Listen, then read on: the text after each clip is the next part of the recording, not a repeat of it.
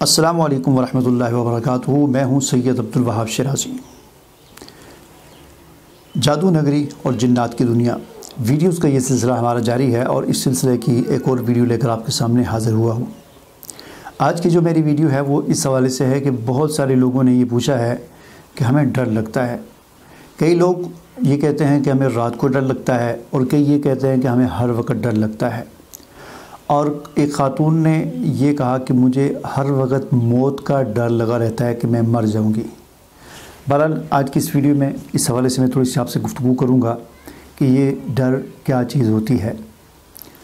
تو دیکھیں، ڈر جو ہے دو طرح کا ہوتا ہے۔ ایک ڈر وہ ہے جسے ہم کہتے ہیں موت سے ڈر، ٹھیک ہے، یہ کیا ہوتا ہے؟ اور ایک وہ ڈر ہوتا ہے جسے ہم تصوراتی ڈر کہہ سکتے ہیں۔ تصوراتی ڈر کے بارے میں بعد میں بات کروں گا، پہلے میں بات کرتا ہوں اس ڈر کی کہ جو موت سے ڈر ہوتا ہے۔ دیکھیں، موت سے ڈرنا، موت کا ڈر، یہ اگر اس اعتبار سے ہو کہ انسان کو یہ خوف لگا ہو کہ میں مروں گا تو میں نے اس کے بعد قبر میں جانا ہے، وہاں میرا کیا بنے گا، مرنے کے بعد آخرت میں اللہ کے سامنے حساب کتاب ہونا ہے، اللہ کے سامنے پیشی ہونی ہے، تو یہ اگر ڈر ہو انسان کو اللہ کے سامنے کھڑا ہونے کا، تو اس قسم کا اگر ڈر ہو تو یہ تو بڑی اچھی بات ہے، کیونکہ قرآن اس ڈر کی تعریف کرتا ہے۔ وَأَمَّا مَنْ خَافَ مَقَامَ رَبِّهِ، کہ جو اپنے رب کے سامنے کھڑا ہونے سے ڈرا، یعنی جس کو ہر وقت یہ ڈر لگا رہتا ہے کہ میں نے اپنے رب کے سامنے پیش ہونا ہے۔ تو اگر موت سے ڈر آخرت کی وجہ سے ہے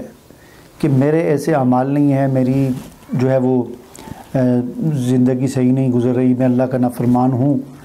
اور آخرت کا ڈر ہو انسان کو، جسے ہم تقوی بھی کہہ سکتے ہیں، قبر کا ڈر ہو، حشر کا ڈر ہو، سوال جواب کا ڈر ہو، تو یہ پھر اس قسم کا اگر موت سے ڈر ہے تو یہ اچھی بات ہے کہ اس سے انسان کے ایمان کو تقویت ملتی ہے، ٹھیک ہے جی۔ اور اگر محض موت سے ڈر لگتا ہے، اگر ڈر صرف موت سے لگتا ہے، محض موت سے ڈر لگتا ہے، تو یہ ایمان کی کمزوری ہے۔ اس کی وجہ یہ ہے کہ موت سے ڈرنا، محض موت سے ڈرنا، یہ اس کا کوئی فائدہ نہیں ہے، یہ ایک فضول چیز ہے۔ اس کی وجہ یہ ہے کہ کوئی انسان آج تک اس دنیا میں نہیں آیا جو ہمیشہ رہا ہو، ہر ایک انسان نے مر جانا ہے۔ پہلے عمریں لمبی ہوتی تھیں، حضرت نوح علیہ السلام کے زمانے میں 950 سال انہوں نے تبلیغ کی تھی، اور اس سے پہلے یا اس کے بعد جو ان کی زندگی تھی وہ اس سے علاوہ ہے، تو اس وقت ہزار سال عمریں ہوتی تھیں، لیکن آخرکار پھر بھی مر جاتے تھے لوگ۔ آج عمریں کم ہیں، تو عرض کرنے کا مقصد یہ ہے کہ محض موت سے ڈرنا یہ بالکل فضول ہے، اس لیے کہ اس ڈر سے کوئی فائدہ نہیں ہے۔ یا تو ہوتا ہے نا کہ آدمی وہ کام کرے جس کا کوئی فائدہ ہو، جیسے کہ میں نے پہلے عرض کیا کہ اگر آپ کو اس لیے ڈر لگتا ہے کہ میں نے اللہ کے سامنے کھڑا ہونا ہے، حساب کتاب دینا ہے، تو اس ڈر کا فائدہ ہے کہ یہ ڈر ایمان کو تقویت دیتا ہے اور انسان کے عمل کو درست کرتا ہے۔ لیکن جو محض موت سے ڈر بلا وجہ مطلب صرف مرنے سے ہی ڈر لگنا، اس کا کوئی فائدہ نہیں ہے، کیونکہ ڈرنے سے آدمی مرنے سے بچے گا نہیں، مرنا پھر بھی ہے، تو پھر اس ڈر کا فائدہ کیا؟ اس ڈر انسان کو کمزور کر دے گا، لاغر کر دے گا، اس کی زندگی عجیب بنا دے گا، مشکل بنا دے گا، اس کے سکون کو خراب کر دے گا، کیونکہ موت، کل نفس ذائقۃ الموت، ہر نفس نے موت کا مزہ چکھنا ہے۔ اور اسی طرح فرمایا کہ وَلَوْ كُنْتُمْ فی بروج مشیدہ، اگرچہ تم مضبوط قلعوں کے اندر چلے جاؤ پھر بھی تمہیں موت آئے گی، اور تم جہاں اینما تکونوا اینما تکونوا یدرککم الموت، تم جہاں کہیں بھی ہوگے تو موت تمہیں پا لے گی۔ تم مضبوط قلعوں کے اندر چلے جاؤ، موت پا لے گی۔ تو انسان جب اپنی ماں کے پیٹ میں ہوتا ہے تو اس وقت انسان کے حوالے سے کچھ چیزیں لکھ دی جاتی ہیں، ان میں ایک انسان کے موت کا وقت ہے۔ اس لیے یہ بات اپنے ذہن میں بٹھا لیں کہ آپ کے موت کا فیصلہ ابھی، یہ ایسا نہیں ہے کہ آپ کی موت کا فیصلہ بھی ہونا ہے کہ آپ کو ماریں یا نہ ماریں، نہیں، فیصلہ ہو چکا ہے، اور وہ ڈیٹ اور تاریخ اور وہ گھنٹہ اور وہ منٹ اور وہ سیکنڈ بھی لکھا جا چکا ہے کہ جس میں آپ کو موت آنی ہے یا مجھے موت آنی ہے، ٹھیک ہے۔ اس لیے اس بات پر جب ہمارا یقین بیٹھے گا، ہمارے سارے ڈر ختم ہو جائیں گے، سارے مسئلے حل ہو جائیں گے۔ تو ہمیں اس بات پر یقین رکھنا چاہیے کہ ہمیں کوئی میزائل کے ساتھ ہوتا ہے نا، شاہین میزائل ہے، اس کے ساتھ ہمیں کوئی رسیوں کے ساتھ باندھ دے اور اس میزائل کو چلا دیں، وہ میزائل جا کر کسی جگہ پر گرے اور پورے شہر کو تباہ کر دے گا، لیکن اس لمحے اگر اس دن میری موت کا ٹائم نہیں لکھا ہوا میں پھر بھی بچ جاؤں گا، ٹھیک ہے۔ اور اگر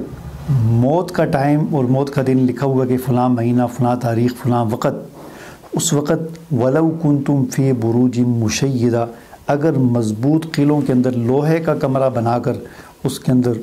تمام سہولیات میسر کر کے اگر اندر رہیں گے تو پھر بھی موت آ جائے گی۔ تو یہ ہو گیا موت کا ڈر۔ اب آتے ہیں جی دوسرے ڈر کی طرف، جسے کہتے ہیں تصوراتی ڈر۔ تصوراتی ڈر کیا ہوتا ہے؟ تصوراتی ڈر